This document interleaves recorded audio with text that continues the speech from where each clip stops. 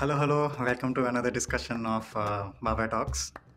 So బేసిక్గా ఈ episode ఏంటంటే జూలై 19th 2024 ఆ రోజు పొద్దున్న లెగవంగానే న్యూస్ మొత్తం దబ దబ దబ దబ బ్లూ స్క్రీన్ ఆఫ్ డెత్ నిండిపోయింది.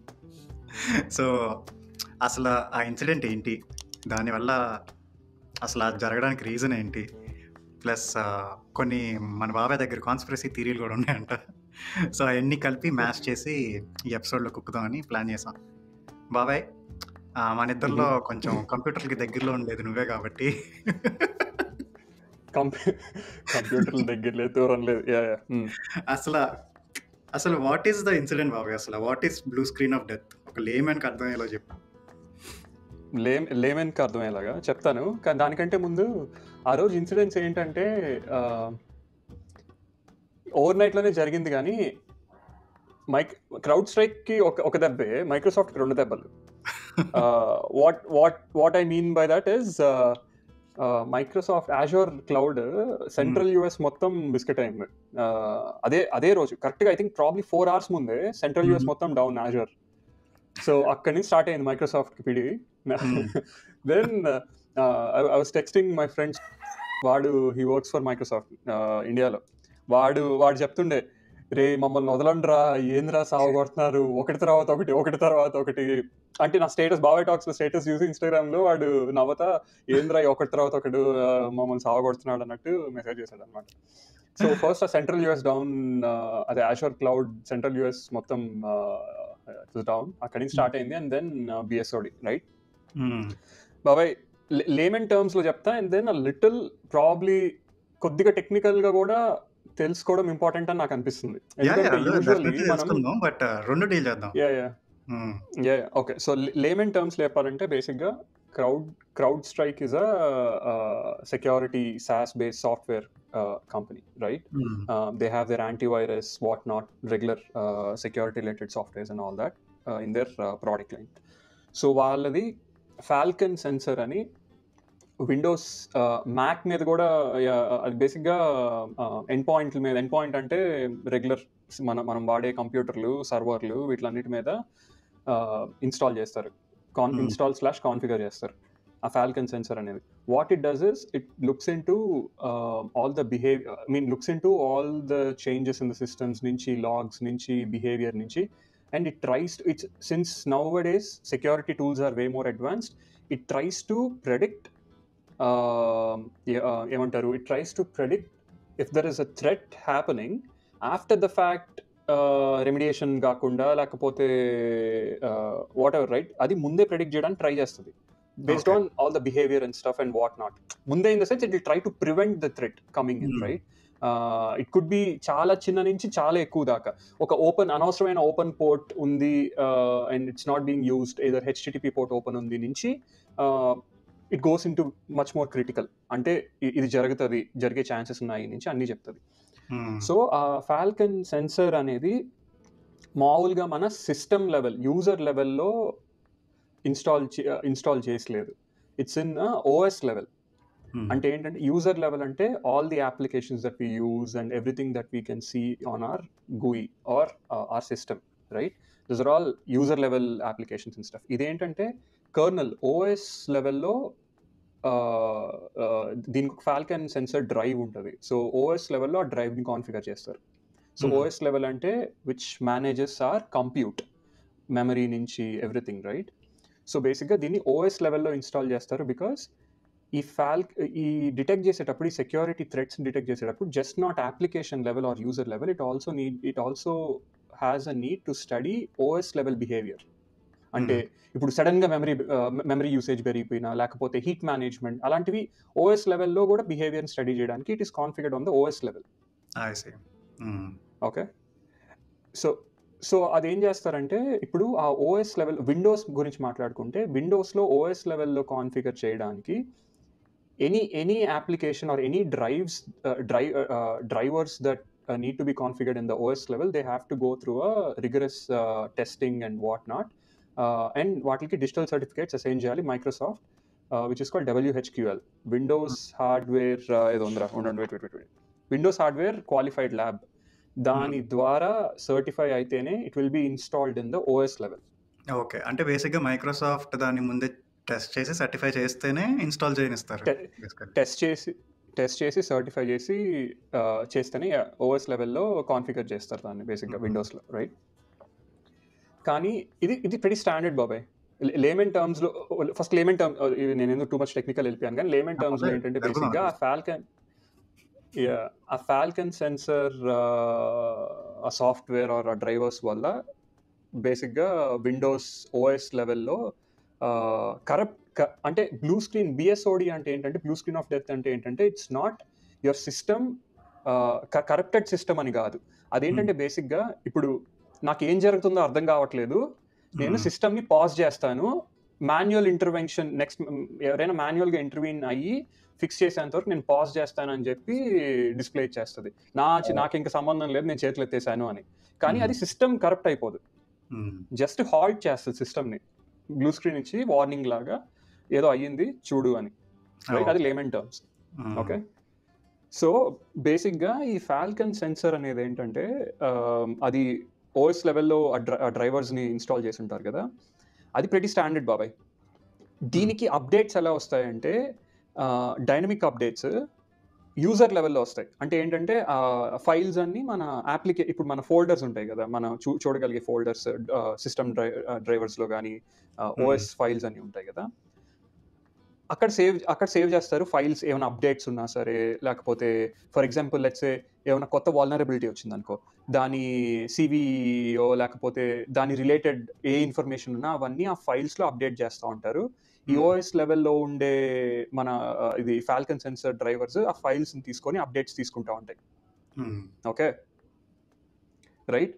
ఇప్పుడు బేసిక్గా ఏం జరిగిందంటే 0000291.sos ఫైల్ ఎక్స్టెన్షన్ అనుకుంటా, దాన్ని రెగ్యులర్ అప్డేట్స్లో భాగంగా దాన్ని పుష్ చేశారు. ఓకే, అదేమి కంప్లీట్ కరప్ట్ ఫైల్ అని చెప్పలేము, బట్ ఆ ఫైల్లో కైండ్ ఆఫ్ కరప్ట్ అని చెప్పొచ్చు అనుకుంటా, ఎందుకంటే ఆ ఫైల్లో ఒక లాజిక్ తప్పు ఉంది, logic related to OS level logic తప్పు ఉంది. ఓకే, సో అది ఆ ఫైల్ని అప్డేట్ చేసిన వెంటనే ఈ ఓఎస్ లెవెల్లో ఈ ఫాల్కన్ డ్రైవర్స్ ఆ ఫైల్ని తీసేసుకొని అప్డేట్ చేసేసాయి. ఓకే, అప్పుడు మెమరీ ఎగ్జాషన్ వల్ల ఓఎస్ లెవెల్లో దాని బిహేవియర్ వియర్డ్గా ఉండడం వల్ల అది హాల్ట్ చేసేసి అక్రాస్ ఈ ఫాల్కన్ సెన్సార్ ఇన్స్టాల్ చేసిన ఓఎస్ లెవెల్లో ఇన్స్టాల్ చేసిన సిస్టమ్స్ మీద అన్నిటి మీద బిఎస్ఓడి చూపించేసింది. ఓకే, అక్కడ నాకు 2 డౌట్లు ఉన్నాయి బాబాయ్. సో ఈ ఎఫెక్ట్ అనేది like only cloud strike products use చేసే వాళ్ళ మీద పడిందా, లేకపోతే ఎంటైర్ మైక్రోసాఫ్ట్ సూట్ వాళ్ళ మీద పడిపోయిందా? లేదు, ఎంటైర్ మైక్రోసాఫ్ట్ కాదు, జస్ట్ క్లౌడ్ స్ట్రైక్ ఆ ఫాల్కన్ సెన్సర్ యూజ్ చేసే వాళ్ళ మీద. అండ్ అగైన్ రైట్, నీ ఫస్ట్ డౌట్ ఇది, దీనికి నేను ఇంకొద్దిగా డబుల్ క్లిక్ ఆన్సర్ ఇస్తాను. జస్ట్ నాట్ ఎండ్ యూజర్, మన సిస్టమ్స్ మనం వాడే కంప్యూటర్లు కాదు. ఇప్పుడు ఫర్ ఎగ్జాంపుల్ గూగుల్ జీసీపీలో ఒక వర్చువల్ మషిన్ ఉండి, ఆ వర్చువల్ మషిన్లో if a company decides to use Windows OS, and then if that company decides to install a Falcon sensor driver on the VM, it is still affected, even though it's GCP cloud, but still you're using their VM and trying to configure Windows OS and blah blah blah, right? So irrespective of which system, whatever, it's a Microsoft Windows OS మీద Falcon గనక Falcon sensor గనక ఉంటే ఆ systems అన్ని effect అయ్యాయి. Okay, make sense. ఇప్పుడు మామూలుగా ఇప్పుడు మనం ఏ కోడ్ రాసినా ఈ సిడి క్యూఏ పైప్ లైన్స్ ఉంటాయి కదా బాబాయ్, ఆటోమేటిక్గా like they keep on testing it and then తర్వాత క్యూఎల్ చూస్తారు, సో ఈ అన్ని ప్రాసెస్ త్రూ వెళ్ళినా కూడా అట్లా మిస్ అయిందిరా దాన్ని పట్టుకోకుండా వీళ్ళు? అది గుడ్ క్వశ్చన్, నాకు ఫుల్ డీటెయిల్స్ తెలియదు, but I'll first mention what a logic failure ఏంటో చెప్తాను first. Then I'll describe more about, give a proper try to give a proper answer to your question. So logic failure ఏంటంటే బేసిక్గా ఇప్పుడు దాన్ని OS డ్రైవర్స్ని update చేసేటప్పుడు ఎవరైతే ఆ logic రాశాడో డెవలపర్, ఒక వేరియబుల్కి he directly try to assign ఒక మెమరీ అడ్రస్. అంటే ఏంటి, ఈ మెమరీ అడ్రస్ ఈ మెమరీ అడ్రస్లో రన్ చేయో వాట్ నాట్. ఆ లాజిక్లో they didn't use a if statement. అంటే if you are able to find this address then run this. And ఆ అడ్రస్ అంటే జస్ట్ హార్డ్ కోడెడ్ స్ట్రింగ్ కాదు, ఒక లూప్లో ఉండే ఒక టేబుల్. ఆబ్వియస్గా ఒక డేటాబేస్లో అంటే ఒక టేబుల్ ఉంటుంది కదా, ఆ టేబుల్లో డిఫరెంట్ మెమరీ అడ్రస్లు ఉంటాయి కదా, దాంట్లో నుంచి ర్యాండమో వాట్ నాట్, రైట్? సో ఇది లాజిక్ ఫెయిల్యూర్ బేసిక్గా, రైట్? ఈ మెమరీ అడ్రస్ లాజిక్ ఫెయిల్యూర్ వల్ల జరిగింది ఇది. సో నీ క్వశ్చన్ ఏంటంటే రిగరస్ క్యూఏ ఎందుకు జరగలేదు ఈ చేంజ్ మీదో ఆర్ ఈ లాజిక్ మీదో అని. అది చాలా గుడ్ క్వశ్చన్. కొన్నిసార్లు అరే చాలా జరుగుండొచ్చు బాబాయ్, ఎన్నో జరుగుండొచ్చు. ఇప్పుడు కొంతమందికి ఈ అప్డేట్స్ వచ్చి అంత ఫ్రీక్వెంట్గా ఉండవు బాబాయ్. ప్రాబ్లీ 4 monthsకి ఒకసారి, 5 monthsకి ఒకసారి అలా ఉంటాయి. సో ప్రాబ్లీ ఈ పర్టికులర్ ఫైల్ 3 నెలల ముందు, 4 నెలల ముందో చేంజ్ చేసి క్యూఏ చేసి పైప్ లైన్లో ఉండొచ్చు ఈ ఫీచర్. అంటే డిప్లాయ్ చేయకుండా అలా పెట్టుంటారు అంటావా అప్పుడే? అలా ఉండొచ్చు, yeah, exactly. So extended sprint అంటే ఒక 4 month స్ప్రింట్ బేసిక్గా మైక్రో సర్వీసెస్ అలా ఉండవు, కానీ మోనోలిత్ ఉంటుంది కదా, మోనోలిత్లు యూజువల్గా ఎక్స్టెండెడ్ ఒక 4 నెలలకు ఒకసారి, 3 నెలలకు ఒకసారి ప్రొడక్షన్ రిలీజ్ చేస్తారు, right? I'm not sure which kind of app or which kind of updates or sprint these people are following, but this is the whole thing. నేనేమంటున్నానంటే రిగరస్ క్యూఏ జరగాలి, అక్కడ జరగలేదు. అది ఇప్పుడు ఈ ప్రాసెస్ అంతా, ఈ మిస్టేక్ ఏంటంటే బాబాయ్ ఒక ఇండివిజువల్ వల్ల జరిగింది కాదు బాబాయ్. నా ప్రకారం అయితే కంపెనీ వైడ్ ఆర్గనైజేషన్లో ప్రాసెస్ ఫెయిల్యూర్ వల్ల జరిగింది. నువ్వు అన్నావు కదా ఆటోమేషన్ క్యూఏ, రిగరస్ క్యూఏ జరుగుండాలి కదా, జరుగుతుంది కదా అని. ఎక్కడో ఒకడ తప్పిదం ఉంటుంది బాబాయ్. ఇప్పుడు ఫర్ ఎగ్జాంపుల్ ఇదేముంది, నార్మల్ లాజిక్కే అంటే క్యూఏలు కూడా అంత రిగరస్గా టెస్ట్ చేయకపోవచ్చు if it was a manual testing, right? But if it was an automated testing, probably దానికి కూడా you have to right test case. So దాంట్లో నువ్వు ఒక్క టెస్ట్ కేస్ మిస్ అయినా సరే, ఇప్పుడు ఏముందిరా, ఆ లాజిక్ చూసిన వెంటనే ఓకే ఈ టేబుల్లో నుంచి అడ్రస్ తీసుకుంటుంది, అడ్రస్ తీసుకొని దాని మీద రన్ చేస్తుంది అని అనుకుంటావు. క్యూఏ పర్స్పెక్టివ్లో టెస్ట్ కేస్ రాసేటప్పుడు probably they would think it's a simple thing, right? Simple logic, so ఈ టెస్ట్ కేస్ సరిపోద్ది అని. బట్ రిగరస్గా దీన్ని వ్యాలిడేట్ చేసుకోవాలి ఫస్ట్ అనేది కూడా రాకపోయి ఉండొచ్చు. ఇప్పుడు ఆటోమేషన్ అని వెంటనే బాబాయ్ ఆ ఆటోమేషన్ కూడా టెస్ట్ కేస్ రాయాలి కదా, నువ్వు ఆ యూస్ కేస్, ఆ లాజిక్ ఏంటి, ఆ లాజిక్ని ఎలా టెస్ట్ చేయాలని కూడా రాయాలి, రైట్? సో అక్కడ కూడా ఫెయిల్యూర్ జరుగుండొచ్చు. So there are so many things. బేసిక్గా ఆర్గనైజేషన్ ప్రాసెస్ ఈస్ ఫెయిల్యూర్ అని అంటాను. I wouldn't blame on an individual. అంతేలే, ఒకరి వల్ల కాదు కదా. ఇప్పుడు డెవలపర్ మిస్ అయ్యాడు అనుకున్నా, తర్వాత క్యూఆర్ లైన్ పట్టుకోవాలి, లేకపోతే ఆ పైప్ లైన్ మొత్తంలో ఎక్కడో పట్టుకోవాలి కదా. So definitely it's a process failure.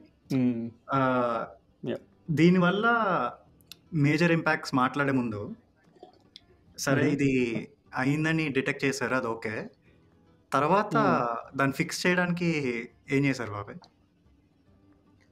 Fix ఇప్పుడు రెగ్యులర్ సిస్టమ్స్ అనుకోరా, ఇప్పుడు మనం నార్మల్గా ఎంప్లాయీస్ వాడే సిస్టమ్లు అనుకో, ఏముంది, ప్రాబ్లీ ఆర్గనైజేషన్ సపోర్ట్ వాళ్ళకి ఫోన్ చేసి they just it sometimes simple fix ఏంటంటే జస్ట్ నువ్వు రీబూట్ చేసిన వెంటనే I think they pushed an update which is పనిచేసే ఫైల్ని CrowdStrike already pushed an update.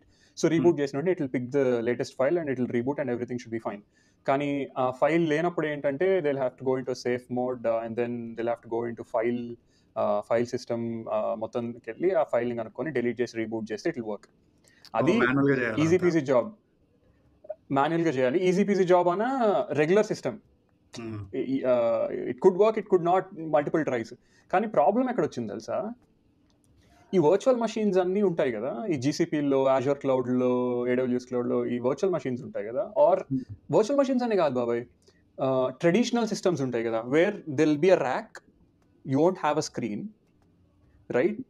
You not have a screen, there will be a rack which will be running an application or what not. దాంట్లో ఏంటంటే you either should remote into the system, remote into each system and then figure out stuff, or బాగా traditional అయితే ప్రతి rack దగ్గరికి వెళ్ళి నువ్వు నీ స్క్రీన్ని కనెక్ట్ చేసి you would have to enter into GUI and do stuff, right? అది కూడా మాన్యువల్ ప్రాసెసే. అలా జస్ట్ ఇమాజిన్ ఒక బాగా ట్రెడిషనల్ కంపెనీ, ఒక హ్యూజ్ డేటా సెంటర్లో ఎన్ని సిస్టమ్స్ ఉంటాయిరా. సో అది కూడా చాలా అంటే downtime, right? Every second down టైమే కదా. ప్రతి సెకండ్ డౌన్ టైమే కదా. సో అంత హ్యూజ్ స్కేల్లో ఉన్నప్పుడు ఆ down time cost them so much. Not only customer రిలేషన్సే కాదు, వాళ్ళ ఎండ్ యూజర్స్ రిలేషన్సే కాదు, and all that there are so many ఏమంటారు రిపుల్ ఎఫెక్ట్ ఏమంటారు whatever that's called the block thing, ఒకటి తర్వాత ఒకటి రైట్. బట్ కానీ I think CrowdStrike, GCP and AWS together, వాళ్ళ ముగ్గురు కలిసి they try to figure out an automatic process of solving this issue for at least VMs that are hosted on cloud.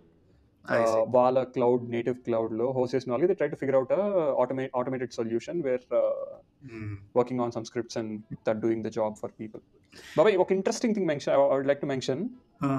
ఈ CEO, CrowdStrike CEO George Kurtz అనేట ఆయన, he was a CEO for McAfee in 2010. ఆ time period లో. అప్పుడు 2010 లో ఇలాంటిదే ఇంతే స్కేల్లో ఒక ఇన్సిడెంట్ జరిగింది. McAfee, యా, సో 2010 లో రైట్, ఇంతే స్కేల్లో హాస్పిటల్స్, ఎయిర్పోర్ట్స్ ఇవన్నీ బంద్ అయిపోయాయి రైట్. అప్పుడేం తెలుసా, అప్పుడు McAfeeలో ఏంటంటే బేసిక్గా అది లేమ్ ఇష్యూ బాబా, ఎంత పిచ్చ ప్యూన్ ఇష్యూ అది. హోస్ట్ ఫైల్ అంటే ఏదైతే ఒక లేమన్ టర్మ్స్ అగైన్ రైట్, ఒక file which is very critical to run the OS, Windows OS. For example ABC అనుకోరా ఫైల్ పేరు. McAfee అప్డేట్ పుష్ చేసేటప్పుడు, వల్నరబిలిటీ అప్డేట్ పుష్ చేసేటప్పుడు వాళ్ళ యాంటీవైరస్ సాఫ్ట్వేర్ మీద ఈ ABCD అనే ఫైల్ యాంటీవైరస్ అని ఫ్లాగ్ చేశారంట. ఆ అప్డేట్ పుష్ చేసిన వెంటనే ఆ ఫైల్ డిలీట్ చేసింది. అంతే గోవింద, అసలు మొత్తం అన్ని సిస్టమ్ క్రాష్ అయిపోయాయంట. నీకు ప్రతి 10 years ఒక షాక్ తగిలిద్ది నీ లైఫ్ రైట్. అది ఇంట్రెస్టింగ్. సో నౌ దట్ మనకి at least I understand what happened right. So ఇప్పుడు ఇంపాక్ట్ గురించి మాట్లాడుకుందాం బాబాయ్. సో ఏం పెంట జరిగిందో తెలిసింది, ఇప్పుడు ఆ పెంట ఎంత పెద్దదో తెలుసుకుందాం right. So basic news paper క్లిప్పింగ్లు అయితే యూనో కొన్ని బ్యాంక్ ఇంపార్టెంట్ వైర్ ట్రాన్స్ఫర్లు అయిపోయినాయి. More than 5,000 flights grounded across continents.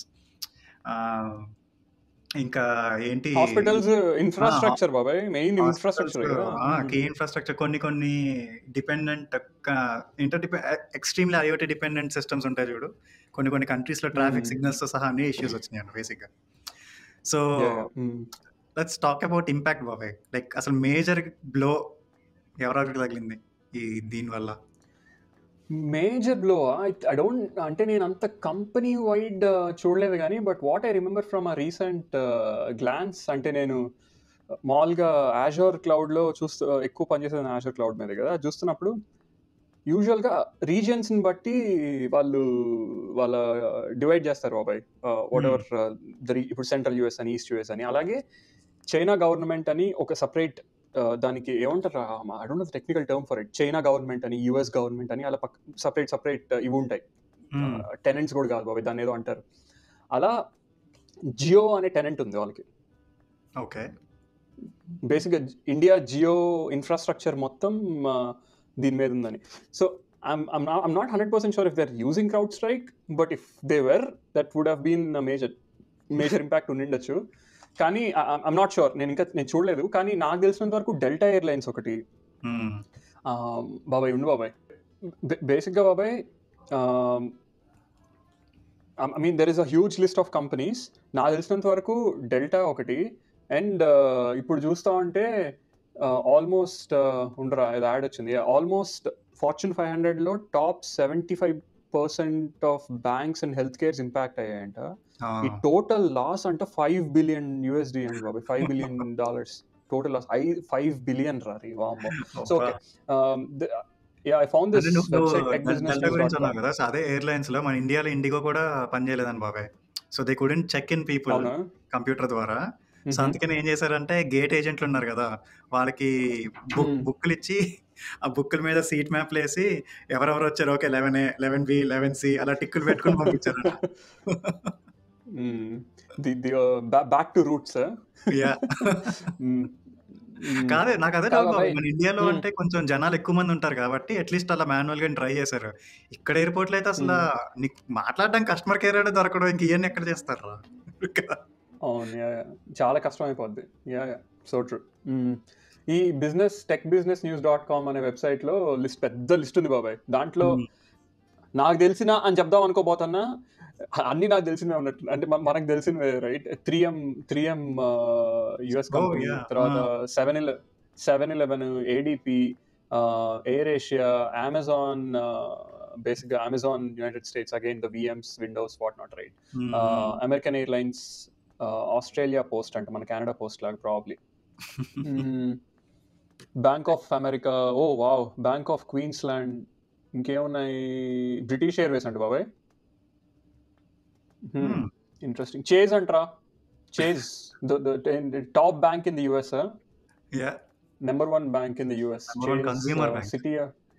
Consumer bank, City of New York, ఇంకేమున్నాయి, డిపార్ట్మెంట్ ఆఫ్ justice.gov అంట, FedEx, GSK,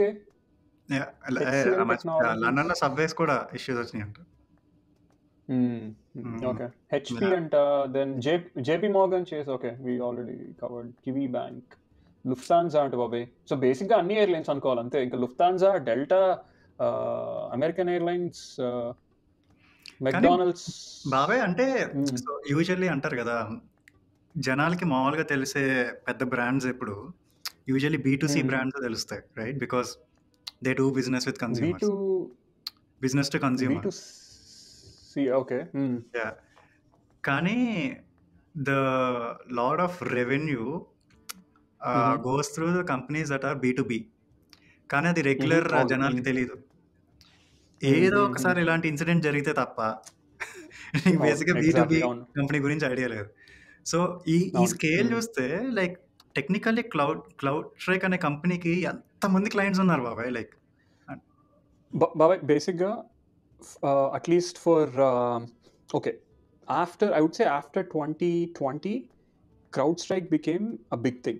I mean, there are other players too, McAfee, Arctic Wolf, what not, right? I mean, I don't know if Arctic Wolf does SaaS-based products, but Microsoft was the big player before CrowdStrike.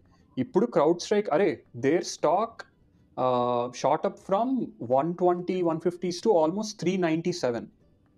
Peak peak అంటే incident జరిగే ముందాక పీకే, right? 397. Incident జరిగిన తర్వాత ఇప్పుడు ఈ రోజు 253 అంత ఉందిలే కానీ, and that guy CEO George Kurtz loss $300 million అంటే ఇన్సిడెంట్లో. That's a different story. So ఈ బాబాయ్ ఈ లిస్ట్ లో RBC ఉంది. చేజ్ ఉంటే నీకు అర్థమైపోవాలి కదరా. సో అంటే అర్థమైపోవాలి in the sense, when you're serving your product to a well trusted brand, that gives you leverage to grab other companies. So that's how I think they branched into many things, right?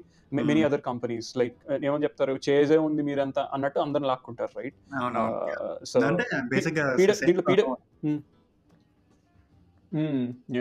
So దీంట్లో PwC ఉందంట and all that. So బాబాయ్ 8.5 million Windows machines effect అయ్యాయి బాబాయ్ దీనివల్ల. So including virtual machines. I think so probably. I mean, not 100% sure, but yeah. ఒకవేళ virtual machines కాకపోయినా అది huge నెంబరే కదరా. ఇంకా వర్చువల్ మెషిన్స్ కలిపితే ఇంకా ఎక్కువ పెరుగుతుంది. అవునవును, వెరీ వెరీ అన్ఎక్స్పెక్టెడ్లీ ఇంట్రెస్టింగ్. అంటే ఇంట్రెస్టింగ్ ఎందుకంటే మనకు పర్సనల్గా ఏం ఎఫెక్ట్ అవ్వలేదు కాబట్టి ఇట్స్ ఇంట్రెస్టింగ్. కాదు బాబాయ్, ఇప్పుడు నేను స్టాక్లో ఇన్వెస్ట్ చేద్దాం అనుకుంటా ఉన్నా లాస్ట్ ఒక ఇన్సిడెంట్ జరిగినప్పటి నుంచి, తగ్గతానే వస్తాను. కానీ ఏ రిపోర్ట్ చదివినా they're saying wait and see how it goes, because following this kind of a scale of incident there will be a lot of lawsuits. So నీకు దీంట్లో కొద్దిగా నాలెడ్జ్, లాసూట్స్ అని కాదు కానీ ఇన్సూరెన్స్ క్లెయిమ్స్ వీటిలో నాలెడ్జ్ ఉంది కాబట్టి the floor is all yours. The floor is yours. The floor is yours. అంటే సో ఇది అన్ని కంపెనీస్ కాదు బాబాయ్. సో లక్కీగా ఏంటంటే నాకు తెలిసినంత వరకు అట్లీస్ట్ నార్త్ అమెరికా స్పేస్లో సైబర్ ఇన్సూరెన్స్ అనేది కొంచెం what I will say is a baby product. అంటే ఇంకంత మెచ్యూర్ ప్రోడక్ట్ కాదు. మెచ్యూర్ ప్రోడక్ట్ అంటే నీ auto insurance for example is a very mature product. ఎప్పటి నుంచో ఉంది, it's mandated by law, mature product. So every one needs it. కానీ cyber insurance అనేది most of the time it's an optional case. కొన్ని companies తీసుకుంటాయి, కొన్ని companies తీసుకోవు. అసలు సైబర్ ఇన్సూరెన్స్ ఆఫర్ చేసే కంపెనీలు కూడా చాలా తక్కువ ఉంటాయి. ఇప్పుడు ఆటో ఇన్సూరెన్స్కి 50 కంపెనీలు ఉన్నాయనుకో నీకు ఇన్సూరెన్స్ అమ్మేది, సైబర్ ఇన్సూరెన్స్ అమ్మే వాళ్ళు మా అయితే 5-6 ఉంటారు. సో బేసిక్గా ఇప్పుడు మేజర్ ఇష్యూ ఏంటంటే ఒకేసారి ఇంత పెద్ద ఇన్సిడెంట్ అయినప్పుడు వాటి మీద ఇన్సూరెన్స్ అంటే ఏంటి బాబా, బేసిక్గా కాన్సెప్ట్ ఏంటి, 100 మంది దగ్గర నుంచి ప్రీమియం కలెక్ట్ చేసి ఒకడికి యాక్సిడెంట్ అయింది అనుకో, ఆ కొంచెం కొంచెం మనీని పూల్ చేసి ఒకడికి ఇస్తారు, రైట్? అది బేసిక్ కాన్సెప్ట్ ఇన్సూరెన్స్. కానీ ఇక్కడ ఏమైందంటే వీళ్ళు తీసుకున్న ప్రీమియమ్స్ కంటే డ్యామేజెస్ పెద్దగా ఉన్నాయి ఒకేసారి, కెటాస్ట్రఫీ అంత ఎక్కువ అయిపోయేసరికి. సో ఒకటి నేను చదివిన ప్రకారం, ఇది ఇంకా లైక్ సాలిడ్ ఇది కాదు, but companies like Aon for example, AON అని ఉంటుంది, ఏఆన్ ఇన్సూరెన్స్ కానీ లేదంటే కొన్ని స్విస్ రీ, మ్యూనిక్ రీ లాంటి పెద్ద కంపెనీస్ కానీ, అవి మీకు చెప్పినంత పే చేయలేము because of the scale of the incident అని చెప్తున్నాయంట కొన్ని కంపెనీస్కి, దట్ దేవర్ ఇన్సూరింగ్. అదొకటి. అండ్ దెన్ కొన్ని కంపెనీస్ ఏం చేస్తున్నాయంటే మాకు ఈ లాస్ అంతా because of negligence from this company కదా అని చెప్పి lot of people are starting, lot of insurance companies especially are encouraging their clients to put a lawsuit over CrowdStrike so that these companies don't have to pay everything. So that makes sense. అరే అలా అనుకుంటే అలా ఎంతమంది లాసూట్లు పెడతారు, right? అంటే వామ్మో, I mean there is one part of customer relation and what not to it, but I would say if let's say I was Chase, right, or I am Bank of America, CrowdStrike అనేది is a piece of cake. అంటే చాలా చిన్న thing, right? ఉండాలి అంటే ఉన్నట్టు, right? నా స్కేల్లో Chase బ్యాంకో లేకపోతే బ్యాంక్ ఆఫ్ అమెరికా దాంట్లో. So for me to even think about customer relation or company relation with CrowdStrike అనుకుంటే ఇట్స్ నాట్ నేను నా పర్సనల్ గా నేను అనుకుంటున్నా అంతా. కొన్ని అంటే కొన్ని బిజినెసెస్ కి ఎక్స్ట్రీమ్లీ క్రిటికల్, కొన్ని బిజినెసెస్ కి కాంపౌండింగ్ ఇష్యూస్ అయినాయి. ఫర్ ఎగ్జాంపుల్ ఇప్పుడు ఎయిర్లైన్ తీసుకున్నాం అనుకో, ఇప్పుడు ఫ్లైట్లన్నీ అక్కడ స్టేషన్ అయిపోవడం వల్ల ఇప్పుడు ఆ ఫ్లైట్ ఇప్పుడు ఒక A to Bకి వెళ్ళిన తర్వాత B to Cకి వెళ్ళాలా, C to Dకి వెళ్ళాలా, ఇట్స్ అ చైన్ కదా బాబాయ్, ఇట్స్ అ కాంపౌండింగ్. సో నీ డౌన్ టైం, నీకు ఆన్ గ్రౌండ్ నీకు ఓకే 3 hours అయినా ఫర్ ఎగ్జాంపుల్, ఆ 3 hours డిలే కాంపౌండ్ అవుతా వెళ్తుంది. సో వీళ్ళు ఏం చేస్తారంటే ఆపర్చునిటీ కాస్ట్లో అవన్నీ వేస్తారు. ఇంకోటి ఏంటి, ఫర్ ఎగ్జాంపుల్ ఈ కస్టోడియన్స్ ఉంటారు చూడు, హూ ట్రేడ్ ఇంటర్నేషనల్లీ. సో వాళ్ళేంటి, వాళ్ళు especially who trade on gold or currency fluctuations, వాళ్ళు ఆ పాయింట్ ఆఫ్ టైంలో ఆ డాలర్ వాల్యూ, ఆ కరెన్సీ వాల్యూ ఎంత ఉందో ఆ టైంకి దే బిడ్. అప్పటికి మనీ వెళ్ళకపోతే their value will be null, అంటే అది వాయిడ్ అయిపోతుంది. సో ఇలా డే ట్రేడర్స్ కి వీళ్ళకి ఏమైందంటే పెద్ద బొక్క పడింది బాబాయ్. సో నేను 90 రూపాయలు ఉన్నప్పుడు I wanted to buy it, నా ట్రాన్సాక్షన్ వెళ్ళలా, నాది వెళ్ళేసరికి అది 100 అయిపోయింది. అరే ఇది 100 ఉంటే నువ్వు 90 పంపించావని చెప్పి ట్రేడర్ వెనక్కి పంపించేశారు డబ్బులు వెనక్కి పంపించినందుకు NSF ఫీ నేను కట్టుకోవాలి, నేను నా ట్రాన్సాక్షన్ ఇనిషియేట్ చేసినందుకు బ్యాంక్ ఫీ నేను కట్టాలి, నాకు స్టాక్ అయితే రాలేదు, రైట్? సో ఇలాంటి కేసెస్ లో దే ఆర్ వెరీ యాంగ్రీ అన్నమాట.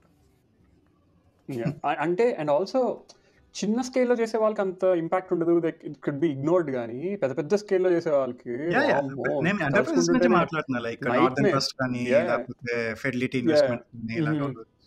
Western Union what not, right? ఇవన్నీ ఆల్ ద ట్రాన్సాక్షన్స్. బాబాయ్ నేను బర్క్షైర్ హ్యాత్వే ఒక బేసిక్గా వీడియోలు, రైట్? నేను not a big reader, video చూస్తుంటే Berkshire Hathaway policy design head, బేసిక్గా బర్క్షైర్ హ్యాత్వే కూడా ఈ ఫార్మ్ మ్యూచువల్ రే వీటిలాగే రీఇన్సూరెన్స్ కంపెనీ అంట కదా, అంటే they have that business Berkshire హ్యాత్వేలో. సో పాలసీ హెడ్ ఏం చెప్తుండే అంటే ఇట్స్ వెరీ క్రిటికల్, అంటే ఉండే ఇన్సూరెన్స్ అన్నిటిలో నువ్వు అన్నావు కదా ఈ ఇంకా అంత మెచ్యూర్ అవ్వలేదు ఈ సైబర్ ఇన్సూరెన్స్ అనేది, ది మోస్ట్ క్రిటికల్ అంట బాబా ఇది. రీజన్ బీయింగ్ ఆటో ఇన్సూరెన్స్లు, హెల్త్ ఇన్సూరెన్స్లు ఇవన్నీ these won't cause ripple effect or ఏమంటారు బ్లాక్ ఎఫెక్ట్. ఇప్పుడు unless there is a catastrophe, అంటే ఏంటి సునామీ లేకపోతే ఒక డ్రగ్ ఫెయిల్యూర్ అలాంటివి ఉంటే తప్పితే, లేకపోతే ఒక కంపెనీ ఒక స్టేట్ ఎగిరిపోతే తప్పితే అంత ఇది ఉండదు. కానీ వేరాజ్ ఇప్పుడు చూడు ఒక్క కంపెనీ ఒక క్రౌడ్ స్ట్రైక్ అనే కంపెనీ వల్ల ఎన్ని ఉంటాయో, రైట్? ఇప్పుడు ఫర్ ఎగ్జాంపుల్ బర్క్షైర్ హ్యాథ్వే అనే కంపెనీ క్రౌడ్ స్ట్రైక్ కి ఇన్సూరెన్స్ చేసే కంపెనీకి రీఇన్సూరెన్స్ చేసింది అనుకో. అలా ఈ కంపెనీలు అన్నీ ఉంటాయి కదరా. ఇప్పుడు ఏబిసి కంపెనీలు, ఇప్పుడు whatever the majority Chase అని ఇవన్నీ. సో కాన్ఫ్లిక్ట్ ఆఫ్ ఇంట్రెస్ట్ వల్ల మేబీ బర్క్షైర్ హ్యాథ్వే వాళ్ళ బేస్లోకి కొంతమంది తీసుకోకపోవచ్చు, కానీ రీఇన్సూరెన్స్ చేసేటప్పుడు వీళ్ళందరూ కూడా eventually they could end up Berkshire Hathaway could end up being a reinsurer, right? అప్పుడు ఎంత ఇదైపోద్ది కదా. నాకు తెలిసి ఇప్పుడు సైబర్ ఇన్సూరెన్స్ కి ప్రీమియం ఫుల్ పెంచేస్తారు ఇట్లాంటి రిస్క్ చూసిన తర్వాత. అవును, కూల్. అయితే ఇప్పుడు we will end with our last phase బాబాయ్. ఏదో కొన్ని కాన్స్పిరసీ థియరీస్ కుక్కానన్నావు, ఏంటివి అయ్యి? చెప్తా ఒక్కొక్కటి తీస్తా. నా దగ్గర అన్ని లేవులే, కొన్నే ఉన్నాయి. బట్ ఫస్ట్ కాన్స్పిరసీ ఏంటంటే బాబాయ్, నేను వీడియోలో చూసాను, ఇంకా ఫ్యాక్ట్ చెక్ చేసుకోలే. ఒక్క నిమిషం ఫ్యాక్ట్ చెక్ చేసుకుంటా. సో బేసిక్గా crowd strike CEO, from what I heard or from what my the expose that I've read, he's an Ukrainian అంటారా, he has Ukrainian roots. So again it's conspiracy theory. ఇది like none of it is confirmed or anything. Take it by a pinch of salt. Don't take it as is. So ఇవన్నీ conspiracy theories. ఏంటంటే బేసిక్గా CEO Ukrainian అంట. So Trump వస్తున్నాడు and all that, right? And I mean right far left ideologies అవన్నీ ఉండకపోవచ్చు, ఇది bullshit conspiracy థియరీలు ఇవి నేను చూసిన వాటిలోనే.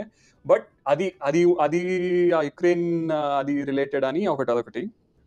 సెకండ్ది ఏంటంటే ఇది టెక్నికల్ రిలేటెడ్ కాన్స్పిరసీ థియరీ. బేసిక్గా ఆ డెవలపర్ ఎవరైతే ఆ లాజిక్ రాశాడో, he is a rogue employee with in CrowdStrike who wants to get rid of C++ to develop drivers in the OS level. Instead, that guy wants everyone to use Rust instead of C++. అదొక conspiracy theory. ఇంకో conspiracy theory ఏంటంటే, there has been rumors and there has been widespread news that on August there is going to be this huge, చాలా పెద్ద massive attack రాబోతుంది, cyber attack రాబోతుంది, జరగబోతుంది August 16th of 2026. ఆ రోజున the biggest cyber attack ever జరగబోతుంది అని ఒక న్యూస్ ఉంది. ఓకే, దానికి ఇది టెస్ట్ రన్ అంట. అండ్ వరల్డ్ ఎకానమిక్ ఫోరం ఉంటుంది కదా, ఆ వరల్డ్ ఎకానమిక్ ఫోరంలో క్రౌడ్ స్ట్రైక్ కూడా ఇట్స్ పార్ట్ ఆఫ్ ఇట్ అంట. సో ఆ వరల్డ్ ఎకానమిక్ ఫోరం కూడా it's been saying there's going to be there are news and all that about this huge massive attack in 2026. So ఈ crowd strike కూడా దాంట్లో భాగం కాబట్టి whoever those threat actors are, they wanted to show release a teaser అంట. So అందుకు చేశారు అన్నట్టు అదొకటి.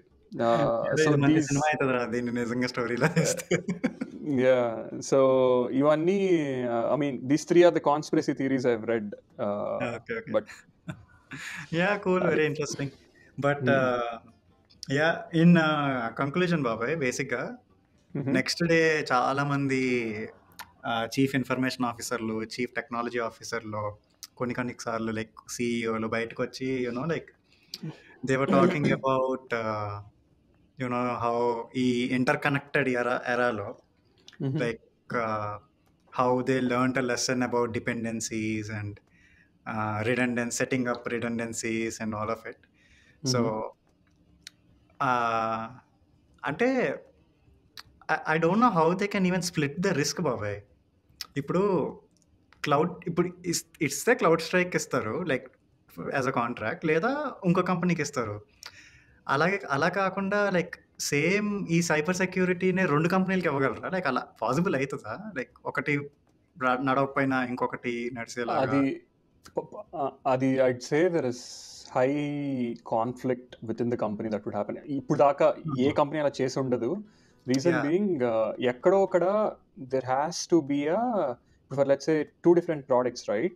2 different products ki there has to be a connectivity or they have to go on side by side, right? అది ఎప్పుడు compatible అవ్వదు. I mean, not system and functions wise, but overall process wise and conflict ఉంటుంది బాబాయ్, చాలా ఖచ్చితంగా conflict ఉంటుంది. It's hard. It's not like ఏమంటారు, your multi cloud 2 Azure AWS వాడచ్చు అని. That's more flexible. కానీ ఇది మరీ సెక్యూరిటీ ప్రోడక్ట్ అనేలకే, whenever you talk about security, right, you talk about trust. When you talk about trust, you put all your trust on one company or one product.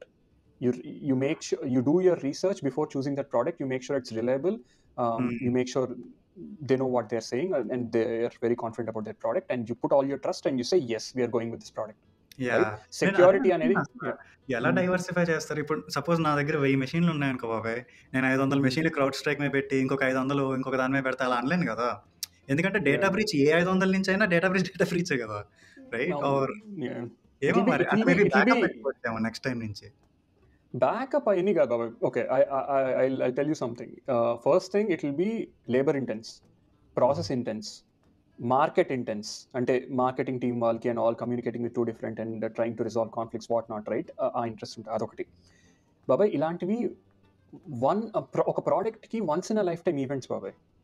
దీని మీద I mean ఎన్ని లా సూట్లు వచ్చినా ఏమొచ్చినా సరే, probably they try to make money out of all that. కానీ whoever impacted, ఇలాంటి once in a life time event వచ్చినంత మాత్రాన క్రౌడ్ స్ట్రైక్ చెత్త కంపెనీ అని తీసిపడేయలేరు.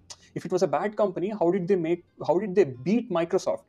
How did they beat a traditional company like Microsoft? And they captured almost what, 75% of Fortune 500 companies market share capture cheyagalgarante. It's not a small thing, right? Yeah. They know their stuff.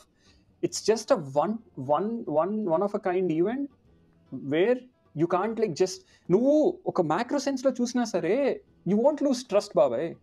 ఇప్పుడు నువ్వు నీకే company ఉందనుకోరా, CrowdStrike ఎంత large scale effect అయిందంటే you wouldn't immediately lose trust on crowd strike.